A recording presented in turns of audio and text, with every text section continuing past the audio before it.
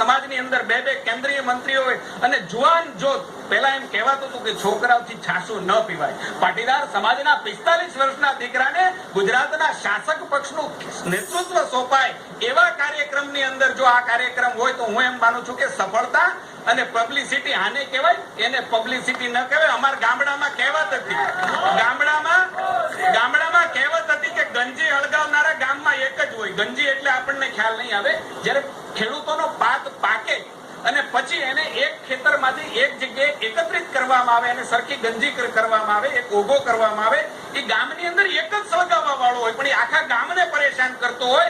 એમ આવા ગંજી હળગાવવા વાળા અહીંયા 2-3 આવ્યા હતા.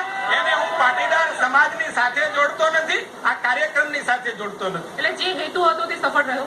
બિલકુલ. મેં કહ્યું ને, ભારતીય જનતા પાર્ટી કે પાટીદાર સમાજના લોકો કાર્યક્રમ કરે તો એક વર્ગ, એક પાર્ટી એવું માનતી હતી કે એ અમને પૂછીને જ કરવા જોઈએ કાર્યક્રમ. જે પાર્ટી આ સમાજને એમને માઇગ્રેટ થવા માટે મજબૂર કર્યા હતા, એવી પાર્ટીના લોકો એમ પૂછતા હતા કે અમને પૂછીને જ પાટીદાર સમાજ કાર્યક્રમ કરતો હતો.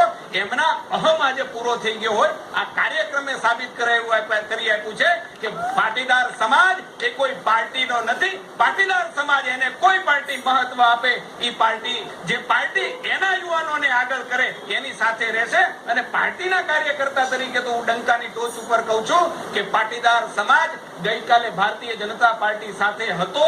આજે આ કાર્યક્રમની સફળતા પછી કહું છું કે આજે પાટીદાર સમાજ ભારતીય જનતા પાર્ટીની સાથે છે અને 2017 નહીં 2019માં પણ પાટીદાર સમાજ ભારતીય જનતા પાર્ટીની સાથે છે. મહેશભાઈ, અત્યાર સુધી ફક્ત 2017 ની વાત કરવામાં આવતી હતી, અચાનક 2019 ની વાત કરવામાં શા માટે આવી રહી છે? હવે રાજકીય પાર્ટીનો કાર્યકર્તા છું. ચૂંટણીઓ તો અમારી અને 2019 પછી પાછી 2020માં પણ આવશે. એટલે 2 દિવસ પછી કદાચ તમે આ પ્રશ્ન કરશો તો એક કાર્યકર્તાનો આત્મવિશ્વાસ છે કે અમે 2020ની પણ વાત કરીશું. ક્યાંક ને ક્યાંક સ્થાનિક સ્વરાજની ચૂંટણીમાં જે ઠેસ લાગી હતી અને પૂર્વાનો આવા કાર્યક્રમ થકી પ્રયાસ થઈ રહ્યો છે.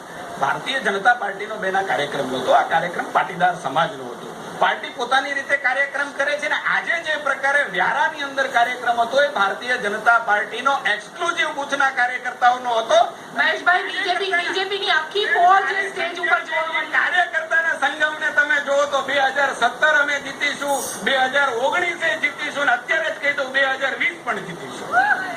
તો જરાક મહેશભાઈ અને બીજેપીને પૂરો આત્મવિશ્વાસ છે કે 17